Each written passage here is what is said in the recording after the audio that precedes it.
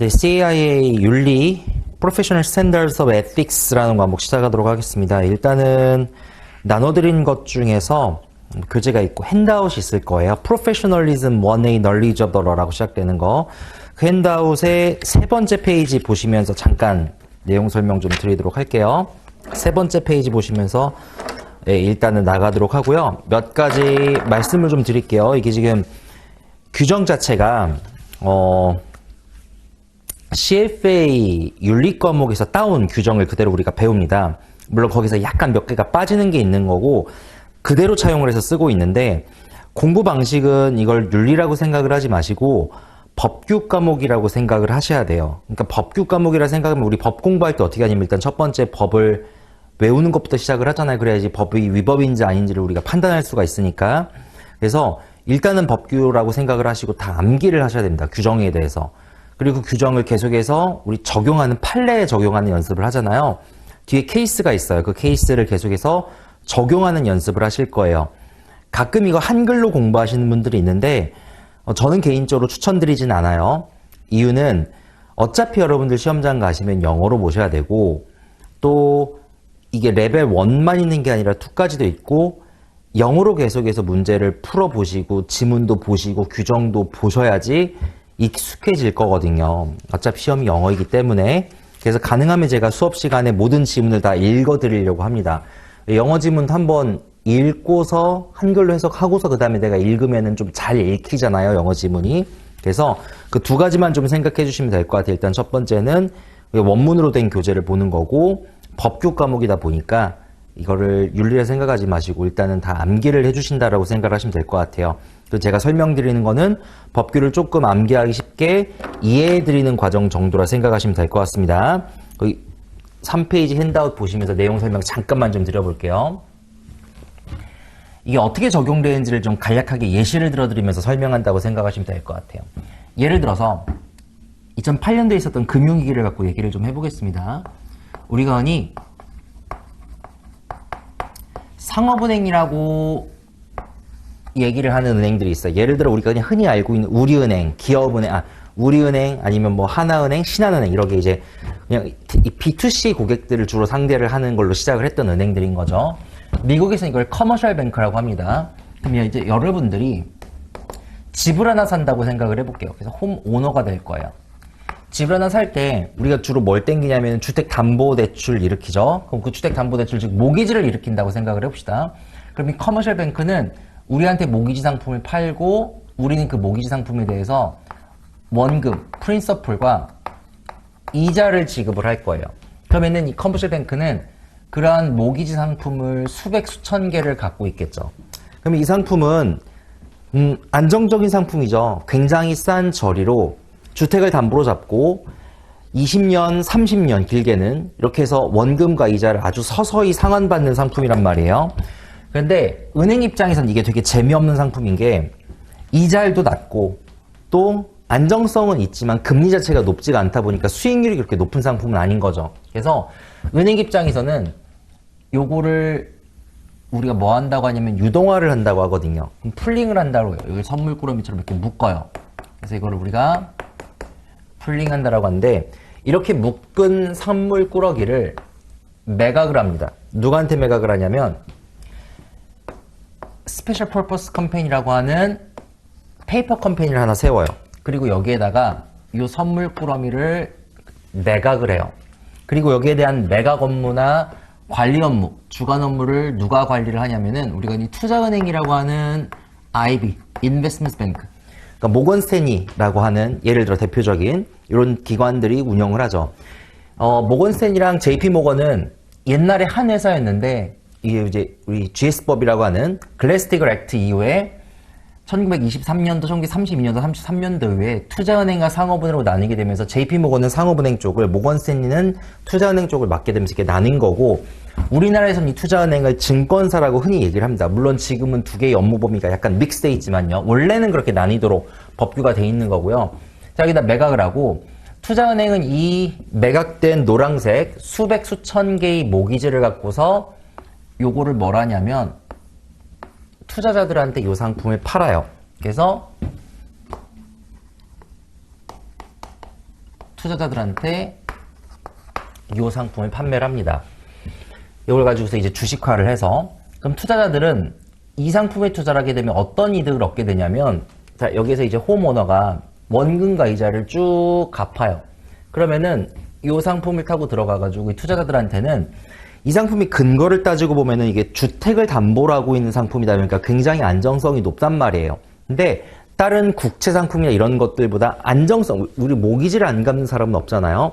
안정성은 높은데 요 단계에서 투자은행이 투자자들한테 국채보다 조금 더 높은 수익률이 돌아갈 수 있도록 상품 설계를 하죠. 그러면은 투자자들의 입장에서는, 즉 연기금이라든가 안정성을 추구해야 되는 투자자들의 입장에서는 이 상품이 안정성도 있으면서 약간의 이율이 더 높다 보니까 투자할 만한 충분한 매력이 있는 거고, 그 다음에 상업은행 입장에서도 이게 이득인 게, 상업은행 입장에서는 이게 20년, 30년 동안 원금과 이자를 아주 천천히 회수해야 되는 상품을 풀링해서 팔고 유동화함으로써 그 즉시 애들한테 현금이 다 꽂히게 되는 거예요. 그럼 약간 디스카운트해서 팔아도 되잖아요. 그럼 애들은 그 현금을 갖고 다시 다른 데에다가 돈을 빌려줄 수가 있겠죠. 그래서 풀링해서 파는 이득이 있는 거고, 그 다음에 여기 투자은행은 요 단계에서 계속해서 돈을 발생시키죠. 이 단계에서 묶어가지고 파생상품화해서 파는 과정에서 주간 수수료도 받고요. 또 매매 수수료도 챙길 수가 있고요. 또 이게 수익률이 많이 나게 되면 거기에 대해 성과보수도 받을 수가 있고 중간에 운영보수도 받을 수가 있고요. 그러니까 투자은행은 이 단계에서 굉장히 많은 돈을 벌어들게 될 거고, 그러니까 투자자들도 이득이고 투자은행도 이득이고 상업은행도 이득이고 요쪽만 이제 이득이 아닌 거죠. 근데 이게 한 번 했었을 때는 거기 첫 번째 있는 것처럼 이거 우리가 pass-through security라고 얘기를 합니다. 한 번 했었을 때는. 근데 요걸 이제 한두 번 더 하기 시작하죠. 그 다음에 나온 상품이 뭐냐면은 거기 두 번째 그림을 보시면 돼요. 자, 요렇게 나눠요.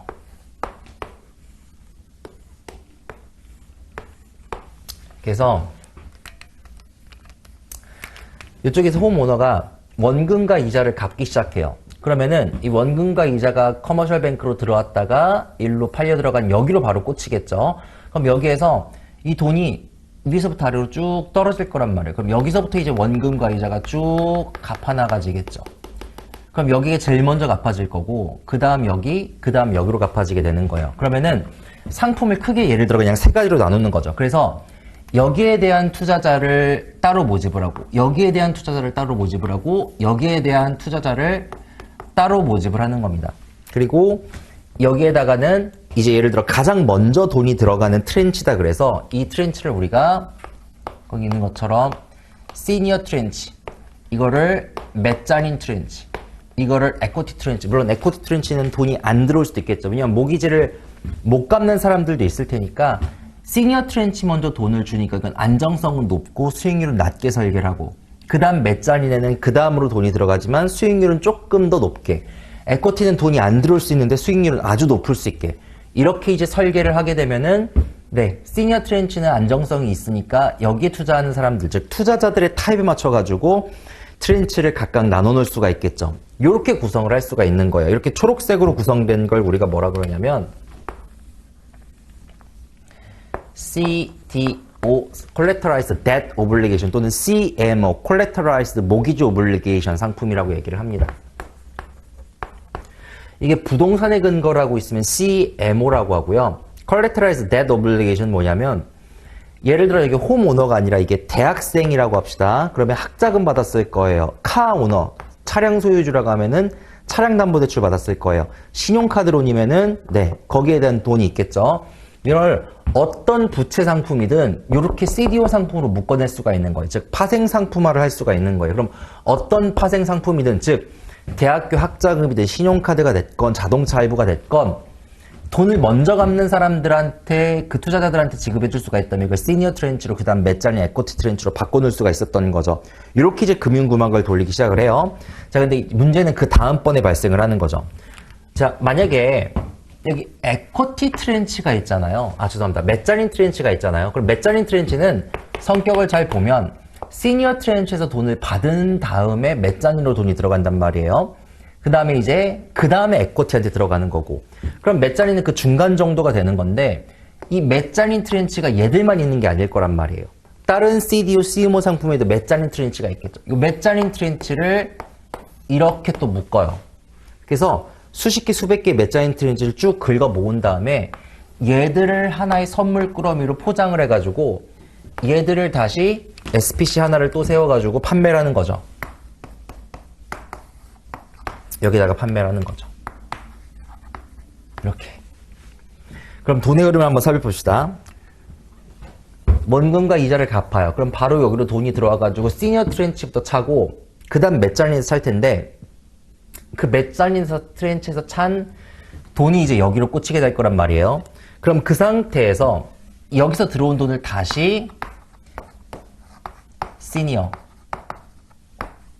메자닌, 에쿼티로 나누고 모든 메자닌이 다 부도가 나진 않을 거 아니에요.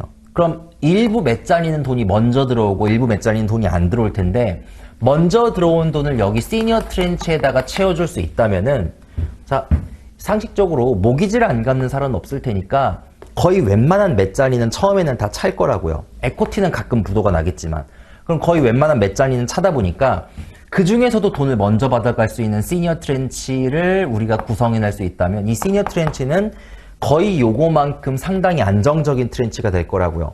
그 다음에 조금 나쁜 거를 더 메자닌을 에쿼티로 뺄 테니까 이 메자닌은 앞에 메자닌보다는 조금 더 부도 확률이 높겠지만요. 이렇게 묶어낸 걸 우리가 뭐라고 하냐면은 CDO 또는 CMO 스퀘어라고 얘기를 합니다. 한 번 더 한 거죠. 이렇게 한 번만 했으면 문제가 없었을 텐데 한 번 더 하는 거죠. 여기도 메자닌 있잖아요. 그럼 이 메자닌을 갖고서 또 수십 개, 수백 개로 구성을 해요.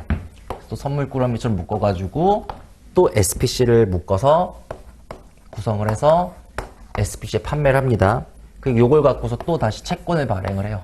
그래서 또 다른 시니어 트렌치, 메자닌 트렌치, 에쿼티 트렌치를 만들어내죠. 그럼 이때는 우리가 뭐라고 하냐면은 CDO 또는 CMO 큐브라고 해요. 한 번 더 한 거죠. 그럼 점점 보세요. 여기도 시니어 트렌치가 있고 여기도 시니어 트렌치가 있고 여기도 시니어 트렌치가 있어요. 근데 여기 이제 신용 평가 회사들이 신용 보관까지 해줍니다. 예를 들어 여러분들 알기로는 무디스, 피치스, S&P가 여기 이제 등급을 매겨주잖아요. 트리플 A 등급을 매겨주는 거예요. 여기다가도. 그러면은 시장에 쭉 보면은 시니어 트렌치들이 엄청나게 돌아다니는데 신용 등급은 다 트리플 A 미국 국채 등급이고 이렇게 되면 이 상품의 근간이 되는 상품들을 일일이 다 까보기 전에는 파악할 수가 없고 요 정도 됐을 때만 하더라도 이 트렌치가 어디에 근거를 하고 있냐라고 하면은 요렇게 타고 들어가서 요렇게 타고 들어가서 요렇게 타고 들어가야 되니까 추적 자체가 그렇게 쉽지가 않은 거예요. 근데 시장에서 이렇게 돌아다녔다는 거죠. 이 모기지 상품만 놓고 보면 금융위 당시 2008년도에 1.2 트릴리언 달러였었는데 여기는 요 CDO, CMO 상품 있죠. 요게 한 16 트릴리언 달러니까 16배 정도 커진 상품이 된 거죠. 시장 자체가.